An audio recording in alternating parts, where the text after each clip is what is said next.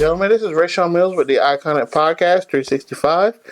I normally don't do this, but Sarge sent me something earlier today while he was at work, and when I saw this, I was like, "Yo, I have to talk. We have to talk about this."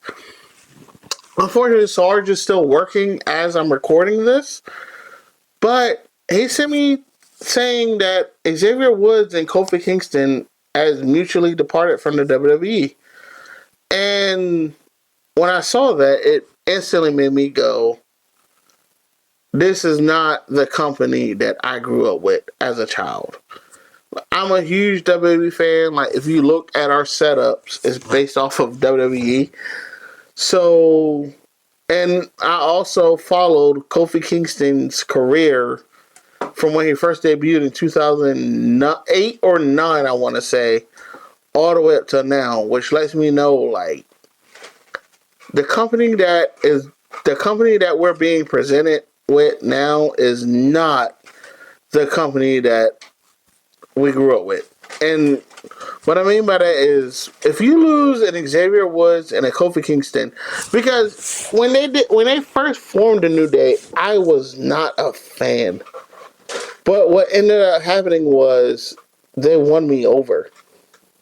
And when Vince first formed them in 2013, 2014, I could tell Vince was just like, I have nothing for these guys.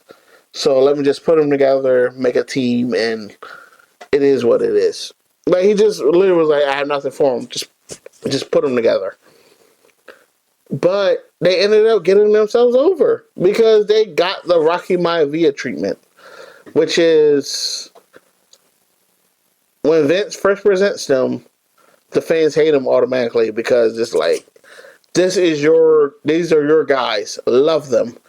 And the fans don't like when we're told to love somebody that's like, no. So they were booed out the building. No matter what they did, they were just booed. And they were presented as faces.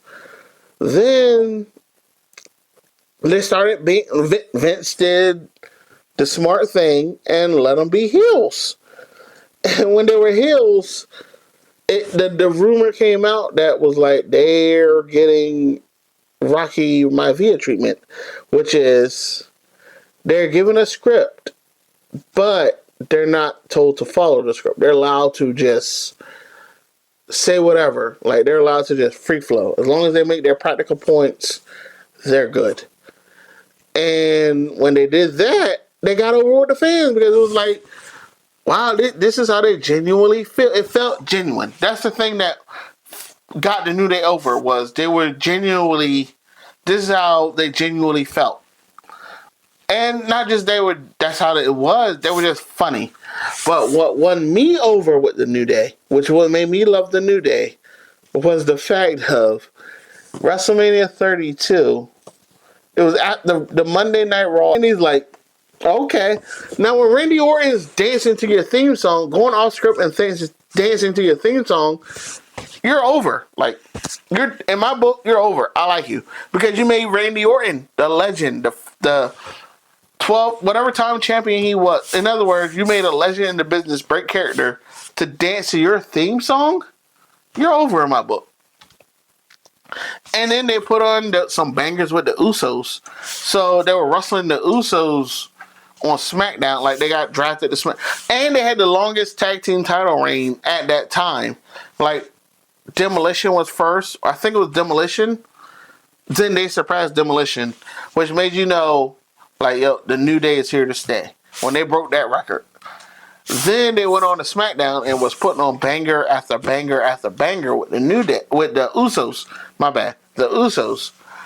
But the thing was, they weren't unhappy. They were constantly, if they weren't on TV, they were always on social media. Or they were always doing a Snapchat or a TikTok or something. In other words, they were just around. Whereas, like, we're just blessed to be here. That's the New Day's presence, where it's like, we're just blessed to have this opportunity. And, like, who hates on people like that? Then, unfortunately, no, before I get there, then Kofi Mania happened. And when Kofi Mania happened, Kofi wasn't even supposed to be in a WWE title picture.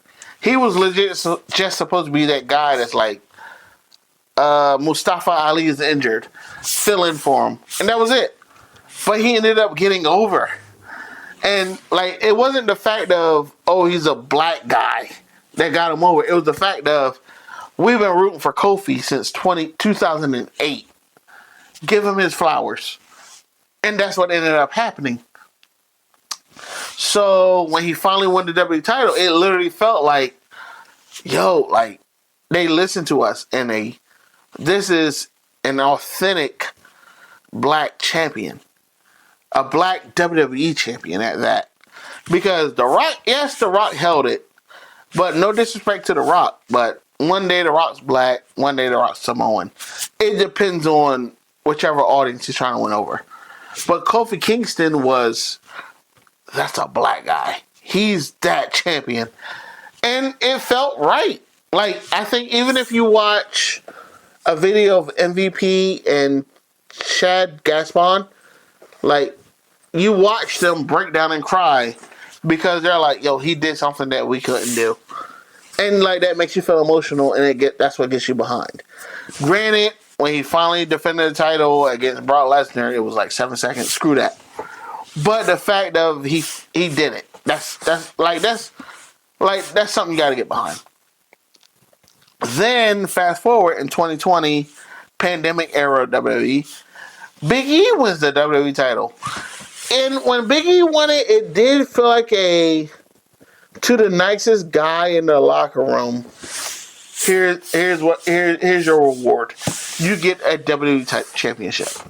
It did feel like that, but just the fact that he got it, it was like, okay, all right. And then unfortunately, fast forward a few years later, he gets injured, and like it's a permanent injury. You're like, poor Biggie. Like you're like to a nicer guy, it couldn't happen. No pun intended. But it just sucked. But they were like, what do we do? And you know what they did? They kept the New Day going. And not only did they keep it going, they actually set up a tease of, are the New Day going to split up, or are they going to be friends still? Like, the tease was, we might split up. But then when Big E said, hey, I want to be a manager for the New Day, they swerved everybody. And was like, nah, we don't want you as a manager. We're going to be us. We don't need you anymore. You held us back. So it literally felt like a new, a heelish New Day. Unfortunately, they did nothing with it. They won the titles at a WrestleMania, but then they did nothing. So for them to leave, it makes you go, wow, like these guys, like, as a wrestling fan, it should make you go, if the New Day, because one thing, I'm going to be honest, one thing about a black person is we don't just up and quit jobs. We will stay there as long as we can, as long as them benefits look right and the money's right. As long as we got benefits and money, we're going to stick it out. Because Kofi was there for 18 years. But for Kofi to say, I don't want to be here anymore, that should make wrestling fans go, all right, this isn't the WWE that I grew up with. And it should make people go, I can't rock with it. Because they did the same thing to R-Truth. And Triple H actually had to go to TKO management and say, no. R-Truth plays a more valuable role here than y'all think. Because it just shows, because I worked at corporate. I worked with a corporation that was like, how much could we pay someone to do his job for half the money? Like, I was that guy where they were like, can we hire someone at a half the price, no matter what he did in the past? We need to save dollars and cents. I was that guy. So they probably looked at a Kofi and said, "Hey, here's what we really think you're worth." TKO probably looked at Kofi and said, "Here's what we think you're worth. So either take it or leave it." And Kofi said, "Yo, I'm gonna leave it. I've been here 18 years, and this is how y'all feel about me. I'm out." And Xavier probably said, "Whatever you do, Kofi, I'm behind you," which shows the solidarity that you gotta respect. But it should make wrestling fans go, whatever happens in the future with TKO and WWE, I'm not behind it. Like, and that's just how I feel. Where it's like, I don't know what direction the company's going in. TKO's in charge, and it's scary. Like, as a wrestling fan, I've been a wrestling fan since since I was born. Between the WCW and WWE war, or WWF war, the Monday Night Wars, Ruthless Aggression, the PG era, I stuck it through. There were times where I'm like, I'm not feeling it, and tune out, and then come back in. But I'm always that wrestling fan by nature, and for them to treat like I follow Kofi, and for them to treat Kofi like this, or to let Kofi go, is like, yeah, if you're willing to do this with a vet, it goes to show you don't care about the storytelling or the build up or this or that, or you don't care about wrestling fans. You just care about how much and how long will it take, and I can't rock with that. And I think from this message, we just got to be careful. Like, we got to watch out for what's going to happen with TKO. And I'm bet you Vince is probably going, what did I do? But it's like, Vince, it was your call.